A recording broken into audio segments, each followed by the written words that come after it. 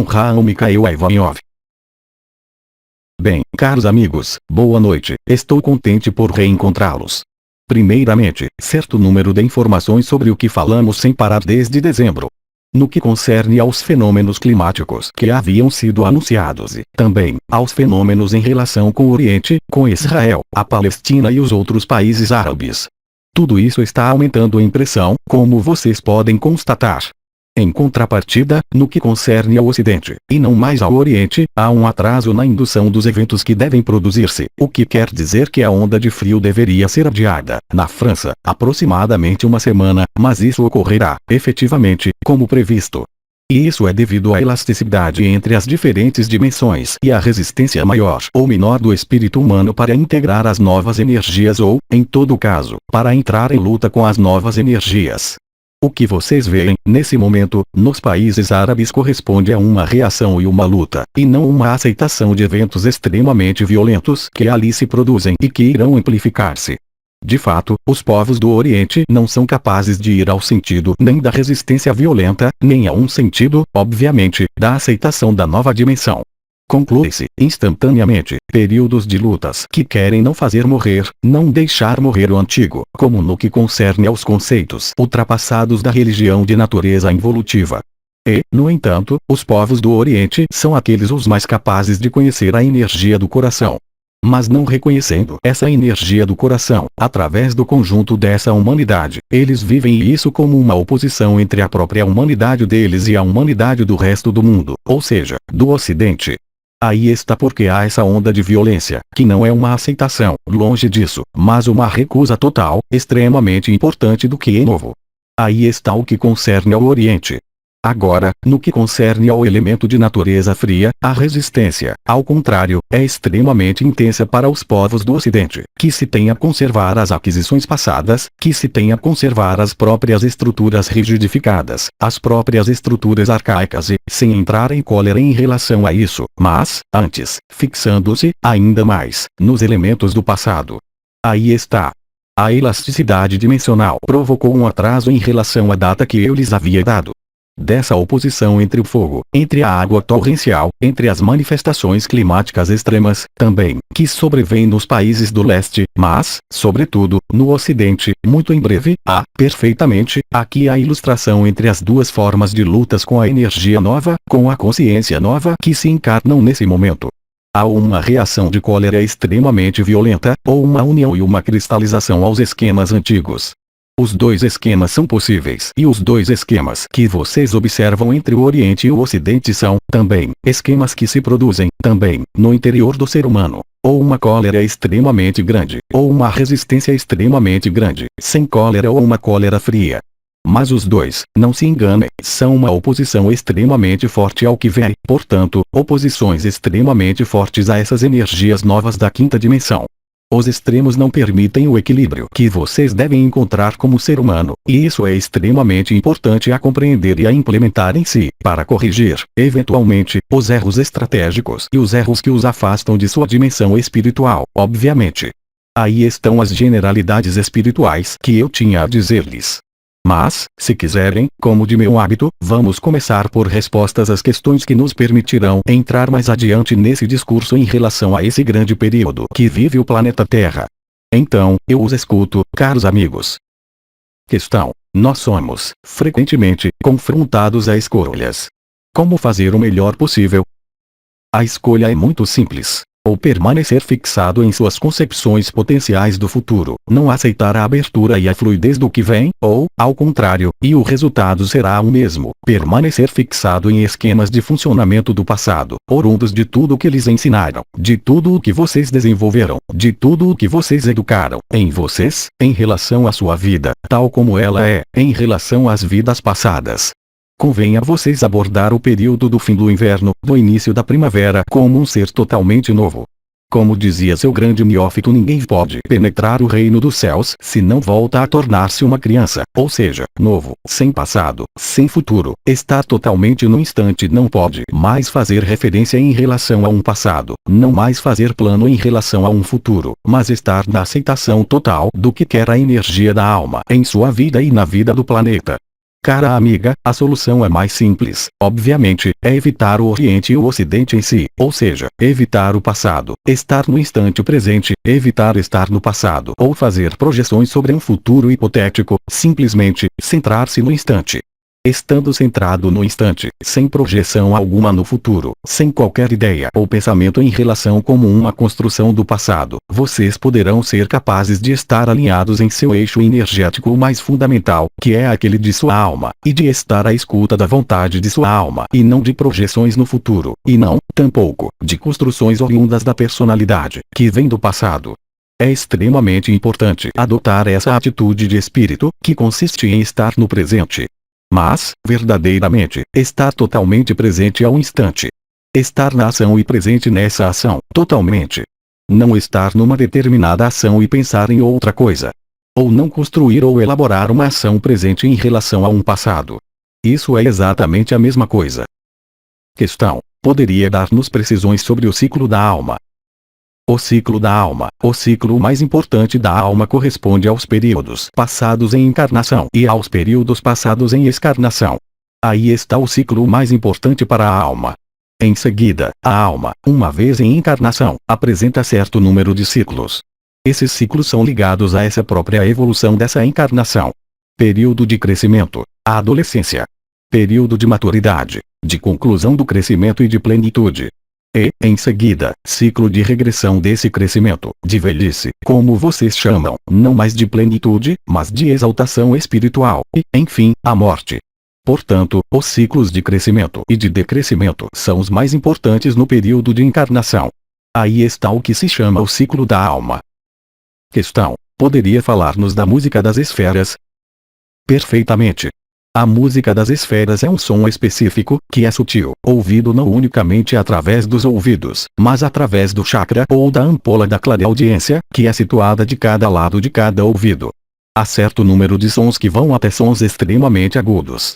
No momento da abertura da alma, no momento em que a alma está em contato total com o espírito e é capaz de voltar a descer esse contato total com o espírito, na personalidade inferior, naquele momento, é gerada o que se chama a música das esferas, que é uma música que corresponde, efetivamente, ao que acontece nos planos dos mais altos, e pode tocar o ser humano encarnado, no momento dessa expansão de consciência a mais importante. Essa música das esferas é algo que é ouvido por inúmeros místicos em algumas meditações, mas, também, por alguns artistas, quando eles compõem música. E, também, um processo iniciático importante, que acompanha a recepção, digamos, do Kundalini, e a recepção de Shakti.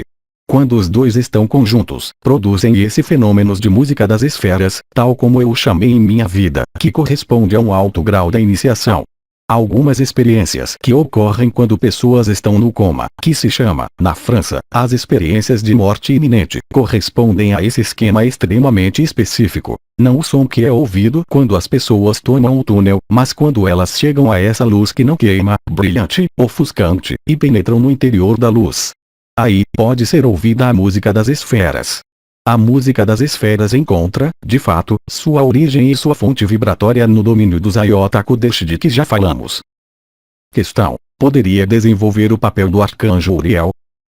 O arcanjo Uriel é aquele que intervém em segundo, na hierarquia, após o arcanjo Miguel. Durante a era em que vocês vivem, hoje, e desde, mesmo, 50.000 anos, o regente arcangélico planetário foi o arcanjo Miguel. E, agora, no advento dessa quinta dimensão, uma vez que essa quinta dimensão estiver instalada, definitivamente, o arcanjo que tomará a regência arcangélica será o arcanjo Uriel. O arcanjo Uriel preside o que se chamam as reversões. É ele que trabalha, na quinta dimensão, muito mais facilmente do que o arcanjo Miguel. O arcanjo Miguel, príncipe e chefe das milícias celestes, tem por vocação essencial desembaraçar a terceira dimensão das esferas de influências ligadas à sombra. O arcanjo Uriel trabalha apenas com a luz da verdade da quinta dimensão, e não pode, em caso algum, ser aquele responsável por combates que acontecem na terceira dimensão. Em contrapartida, ele intervém na reversão da terceira à quinta dimensão, e na estabilização da quinta dimensão. Nisso ele é, de algum modo, o precursor. Sua presença intervém na terceira dimensão para preparar a reversão inerente à quinta dimensão ao nível planetário. Ele já interveio, certo número de vezes, para preparar o basculamento dos polos. Agora, ele intervém, também, junto a alguns humanos, para preparar a passagem à quinta dimensão. Devido à sua vibração, ele afeta as estruturas genéticas e permite, eu diria, uma inversão ao nível das estruturas do DNA, que são capazes de favorecer a multiplicação das fitas de DNA que corresponde à passagem à quinta dimensão. Aí está o sentido do trabalho dele, ao nível dos indivíduos. Eu não creio que haja orações ou ações específicas a efetuar para facilitar esse trabalho. Ele se faz muito naturalmente, no momento em que os seres estejam prontos para viver os fenômenos de ascensão. Mudanças colocam-se, sobretudo, ao nível celular, ao nível genético.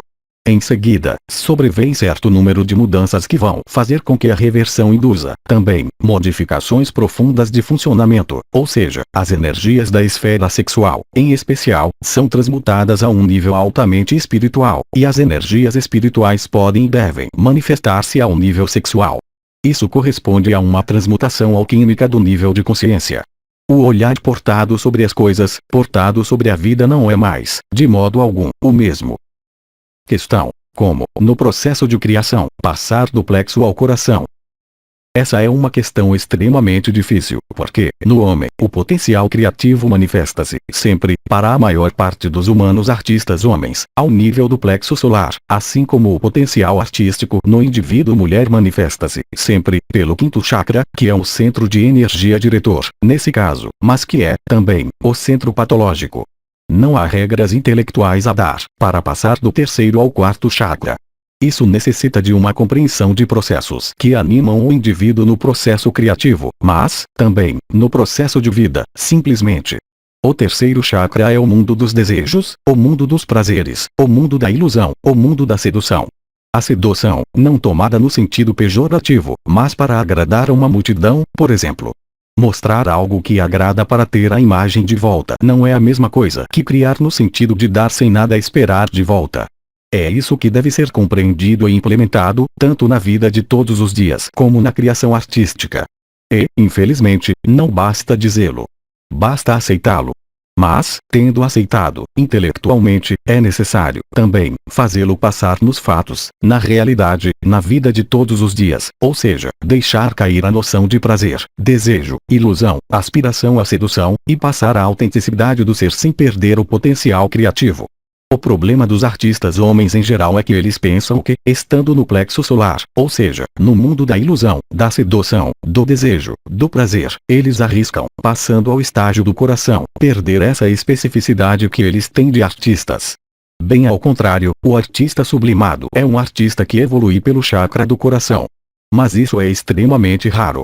Talvez, em alguns casos, isso necessite, efetivamente, de fazer o luto desse lado artista. Entretanto, a atração para a noção do prazer astral, dos mundos astrais intermediários, e para a sedução do espetáculo é, também, um elemento limitador e que freia a chegada das energias ao nível do chakra do coração. Questão: estando no instante presente, não se arrisca a encontrar-se no modo de funcionamento impessoal. A emoção não é ligada ao impessoal. A emoção faz parte da vida, mas a emoção exata define-se como um equilíbrio total entre as manifestações emocionais. A emoção que corresponde a esse estado de ser corresponderia à alegria interior, que é uma etapa de êxtase. Isso corresponde a uma centralização de energias ao nível do peito, que corresponde a um estado de alegria sublime interior, sem objeto exterior, que nada tem a ver com o prazer, a cólera ou a tristeza, ou com o sofrimento, que eu saiba. Entretanto, não há impessoalidade, ao contrário. O verdadeiro pessoal, o pessoal autêntico, encontra-se nesse equilíbrio, do presente. Eu não digo negar as emoções. Eu não digo rejeitar para longe, como se fosse frio e isolado. As emoções fazem parte da natureza humana de terceira dimensão. Mas, simplesmente, esse estado emocional deve deixar o lugar para a vacuidade mediana, ao instante presente, no qual a esfera mental, racional, deve impor as emoções, sem amordaçá-las. Contudo, um estado de vacuidade, um estado de serenidade, coisa que procuravam, desde sempre, as pessoas que meditavam. Mas isso deve ser encontrado hoje, não na meditação, que escapa à vida real, mas deve encontrar-se em cada minuto de sua vida. Aí está o desafio que lhes é solicitado. É nisso que os modelos de funcionamento tradicionais passados, quer sejam hinduístas ou também budistas, são completamente superados e errôneos, hoje, porque eles insistem na meditação, na liberação kármica, extraindo-se do mundo, extraindo-se da realidade. Hoje, esses modelos são obsoletos. Eles pertencem ao passado, totalmente. O que lhes é demandado, hoje, é ser um homem novo, sem referência ao passado. E manter apenas a liberação. A espiritualização de sua essência, de seu corpo atém-se a isso. Encontrar o equilíbrio entre as emoções, encontrar sua essência. Ora, a essência encontra-se apenas na pacificação das emoções e não na mestria artificial, fora da vida das emoções, tal como ela era concebida na meditação de tipo hinduísta ou budista. Isso pertence ao passado. Isso pertence à terceira dimensão, mas não é, absolutamente, mais válido para aceder à quinta dimensão. Quanto mais um indivíduo engaja-se na busca de seu presente, de sua essência, mais ele vai perturbar aqueles que veem nele aquele que não funciona como eles e vão ter vontade de fazê-lo entrar na emoção, ou seja, gerar uma cólera, gerar algo que o faça sair desse estado. Progressivamente e à medida, aliás, que vocês entrarem nesse estado, em seu trabalho, em seu próprio meio familiar, se vocês conseguem permanecer suficientemente longo tempo nesse estado, vocês se aperceberão que isso gera, necessariamente, junto aos outros, no meio profissional, afetivo e nas pessoas que vocês encontram, uma espécie de desconforto. Porque os outros não veem a luz que emana de vocês, mas, ao contrário, alguém que escapa da linearidade do tempo, alguém que aparece não como um iluminado, mas como profundamente diferente. E isso perturba. Portanto, a melhor prova de que vocês estão nesse estado da essência, nesse estado presente são, justamente, as intimidações que podem vir do exterior. Mas essas intimidações não estão aí para fazê-lo sair de seu estado, contrariamente ao que creem aqueles que exercem essas intimidações, mas, efetivamente, para estabilizá-los ainda mais nesse estado de presença, nesse estado da essência que é extremamente importante a cultivar. Questão: aqui corresponde à aura dourada. A aura dourada corresponde a algo que se encontra apenas uma vez. Uma vez que ela é encontrada, torna-se um ser realizado. Torna-se um Bodhisattva, ou seja, um ser que superou as limitações da matéria, um ser a quem vocês chamariam realizado. No momento em que a Shakti desceu, ela aureola a cabeça com uma luz dourada, mas, simplesmente, a cabeça. É apenas no momento em que a Shakti, a energia Shekinah, reencontrou o Kundalini, que essas duas energias casaram-se, fundiram-se, que elas vão gerar, ao nível do casulo de luz, uma luz uniforme, de cor dourada, que corresponde à realização. Ora, a particularidade da realização é a mestria total dos 4 elementos, em um grau mais ou menos forte. Eu tinha, lembre-se, em minha vida, a mestria do fogo. Eu comandava os incêndios. Eu comandava todos os fogos no sul da França. Entretanto, a aura dourada é apenas um marcador desse aspecto da realização elementar e, portanto, o controle no exterior de si dos elementos. Isso faz parte dos princípios de realização, ou seja, o momento em que os 4 elementos estão equilibrados e permitem ao ser acelerar o processo de iteração de seu corpo físico, ou seja, de acesso, em parte, à quinta dimensão. E, efetivamente, quando vocês chegam à mestria total de seu veículo e dos elementos que estão em vocês, vocês têm a capacidade de entrar em contato, de maneira formal, com esses elementais e, também, de comandar os elementos, assim como o ilustraram a maior parte dos seres realizados que viveram nesse planeta e, isso, em todas as tradições. Questão: você poderia ver e descrever nossas auras? O termo ver é um pouquinho presunçoso, uma vez que não tenho mais olhos, mesmo passando por meu canal. Entretanto, a soma de informações que eu recolho em minha consciência concerne tanto a espectros visuais, coloridos, se preferem, como a indicações extremamente precisas sobre o que faz sua natureza de alma. Agora, dar indicações precisas sobre a cor da aura, do casulo de luz não lhes dará indicações outras que não aquelas que eu lhes darei.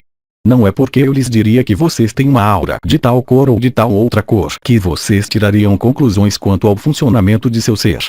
Isso é extremamente mais sutil. De fato, quando eu vejo uma vibração espectral de cor verde sobre uma pessoa a quem eu me dirijo, eu posso, daí, concluir que essa pessoa é uma mediadora, que essa pessoa é uma terapeuta, mas isso vai bem além. Há outros elementos vibratórios que me chegam e que vêm colorir, de um modo, certamente, diferente, essa informação do espectro colorido, e que vão dar indicações profundamente diferentes de acordo com os indivíduos. Portanto, é presunçoso fazer atalhos, como foi feito sobre este planeta, em função de diferentes cores de aura e de diferentes funções que lhes são atribuídas diretamente.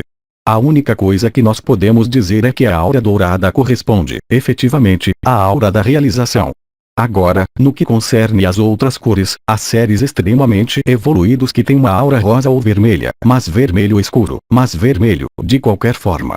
E há seres não muito evoluídos que têm uma aura azul. Então, certamente, vocês verão seres que oram o dia inteiro que terão uma aura violeta, e poder-se-ia dizer, os grandes místicos. Mas vocês não sabem, contudo, a cor do coração deles. A cor da alma, a cor do coração é diferentemente mais importante do que aquela do casulo de luz, tal como eu a percebo em meu mundo de desencarnados. Questão: você fala, igualmente, de cor de coração. Poderia desenvolver? Eu não vou desenvolver, de momento. Simplesmente, nós definimos, através de nossa visão desencarnada, uma atmosfera vibratória global, que é a coloração da alma no sentido de sua inspiração. Em seguida, temos a cor primária, eu diria, da alma, que corresponde à cor da alma e ao próprio fundamento de orientação da alma. Temos, em seguida, a cor da alma, que nos traduz de qual maneira essa alma exprime sua relação com o espírito. É uma relação direta ou indireta? É uma relação de amor ou de tensão? Mas isso é extremamente complicado para explicar agora.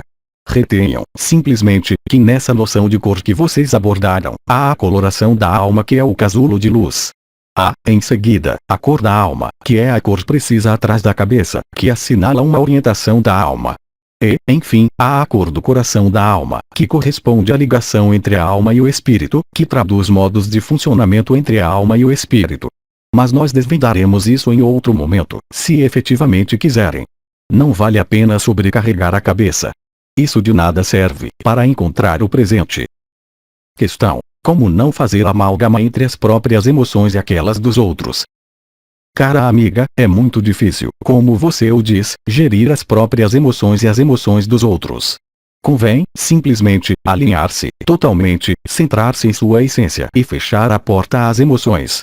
Basta decidir, afirmar que seu próprio centro emocional, que seu próprio plexo solar, está barricado com uma cruz de luz branca às influências exteriores. Questão: você poderia dar-nos precisões sobre os sonhos, em geral? Isso necessitaria de vários livros, cara amiga. Entretanto, vamos resumir isso em algumas frases. O mundo dos sonhos pode revelar vários mecanismos subjacentes. A primeira mecânica, que é a mais importante junto a todos os seres humanos, é, certamente, o sonho que vem de uma atividade dos neurônios, que é ligada aos últimos pensamentos ou às preocupações as mais fortes do dia que acaba de escoar-se.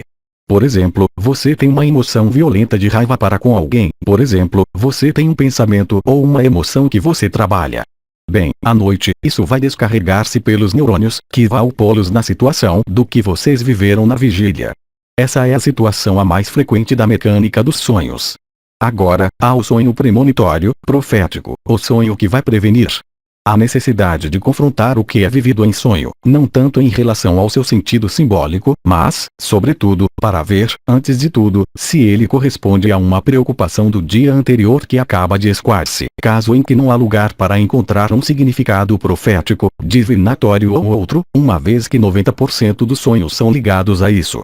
Agora, se você tem o hábito, cara amiga, de ser prevenida em sonho, confrontam-na, aí, as demandas que foram formuladas antes de seu sono, de maneira consciente. E os planos espirituais vão responder em plena noite, por esse sentimento de sonho que se chama estar animado, em êxtase, tal como isso funcionava no Antigo e no Novo Testamento quando, por exemplo, Maria recebe a visita do arcanjo Gabriel, que lhe faz o anúncio de sua gravidez. Esse é um sonho profético, iniciático. Tudo depende do contexto dos sonhos. Retenham, simplesmente, que 90% dos sonhos são descargas dos neurônios ligadas à atividade do dia anterior. Agora, há sonhos que vão exprimir, também, um desejo ou um temor da alma, sem conotação profética, ou divinatória, ou antecipatória, mas, simplesmente, são o reflexo de temores ou de desejos da alma. Aí está, grosso modo, e resumido, muito sumariamente, o que se pode dizer. Questão: que aconteceria se os neurônios não fossem descarregados? Bem, isso se tornaria um sonho recorrente, algo que gira em círculo ao nível dos sonhos, algo que volta sem parar. A consciência autoconsciente de si, o que se chama a consciência ampliada, seria, permanentemente, poluída pelos pensamentos passados. Questão: nós temos necessidade da memória para pôr os atos de nossa vida. Portanto, como se faz para que tenhamos essa capacidade de memória e, ao mesmo tempo, o desenvolvimento espiritual nos pede para soltar isso para ancorarmos-nos no instante presente? O instante presente jamais foi o equivalente de ausência de memória, bem ao contrário. Trata-se, aí, de um erro de apreciação. Quando se fala do desenvolvimento linear da consciência, não espiritual, não horizontal, mas vertical, vocês terão uma memória que faz referência ao instante presente, ao passado e ao futuro. Agora, quando vocês se centram no instante presente, não é questão que não haja mais memória. Ao contrário, vocês passam a uma memória expandida. A maior parte dos místicos que tiveram acesso ao instante presente, portanto, a energia da realização, tem a memória de universos neles. Eles têm a memória de todas as suas vidas passadas. Eles têm a memória de toda a história planetária. Eles têm a memória do ser humano que está em face deles, em sua totalidade. Portanto, o parar no presente, o centramento em sua essência e no presente não é um parar da memória, mas uma mudança do eixo da polaridade de memória. Enquanto vocês estão em sua condição humana de terceira dimensão, vocês estão no eixo linear horizontal, passado, presente e futuro. Em seguida, quando entram em sua essência, vocês estão no eixo vertical da cruz. Naquele momento, vocês entram no que se chama a memória ampliada ou a memória espiritual, que é independente de condições lineares do tempo. Eu jamais disse, e ninguém jamais disse que o instante presente era um instante desprovido de memória. Mas, ao contrário, uma memória não mais exclusiva, ligada à sua própria encarnação ou às suas encarnações, mas uma memória inclusiva, na qual a memória de vidas passadas torna-se mais importante do que essa vida presente, na qual a memória dos universos torna-se mais importante do que a memória da história histórica do mundo no qual vocês vivem. É nesse sentido que a memória é um fenômeno extremamente apaixonante, mas extremamente longo. Mas não cometam abuso de linguagem dizendo que, no presente, não há memória. Extrair-se de condições limitantes da memória nada tem a ver com a aquisição da memória vertical.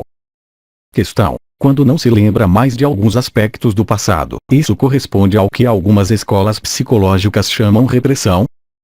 São idiotas. Há numerosas razões possíveis para que a memória no instante presente não se lembre mais do que aconteceu a um dado momento. Quem é que pode dizer o que fazia ontem, à mesma hora precisa? Portanto, isso é a memória de ontem.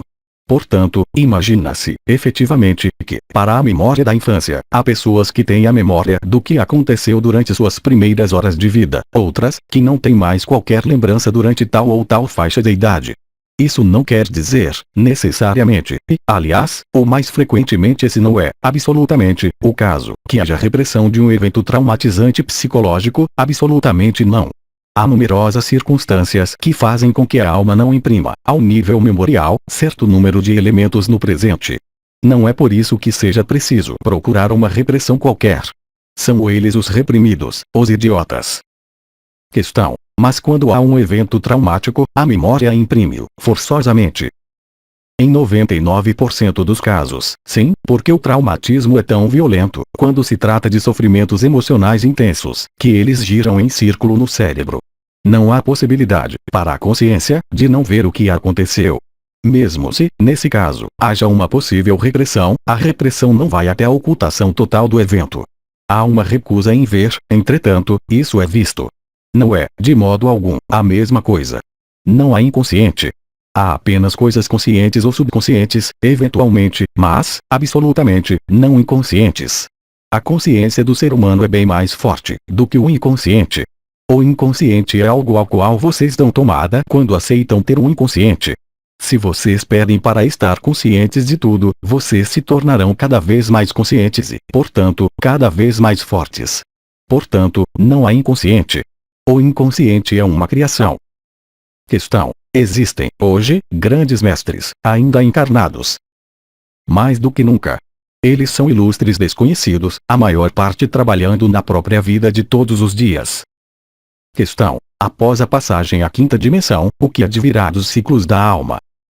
Eles serão profundamente diferentes, porque, na quinta dimensão, há a possibilidade de ter um ciclo extremamente longo, no qual a vida é de duração quase eterna. Portanto, não há mais essa alternância encarnação e excarnação. A vida na quinta dimensão é profundamente linear na alternância de ciclos. Não há mais alternância de ciclos. Há, também, ao nível da quinta dimensão, modos de funcionamento que são profundamente diferentes, mas que para nada lhes serve apreender, hoje, em sua realidade de terceira dimensão, porque isso, estritamente, nada quer dizer. A densidade, o peso não são os mesmos. A visão de cores não é, absolutamente, a mesma. Os desequilíbrios no corpo físico não existirão mais. A quinta dimensão não conhece a sombra. Aí está o que se pode dizer disso, muito sucintamente, e sem entrar nos detalhes. Bem, caros amigos, estou muito contente por ter trocado com vocês sobre tantos assuntos. Nisso, eu lhes aporto todo o meu amor e eu lhes digo até breve. Fiquem bem. Aos Três Dimensões, 5 de fevereiro de 2006. Versão para o português, CLAG. Mensagem atemporal.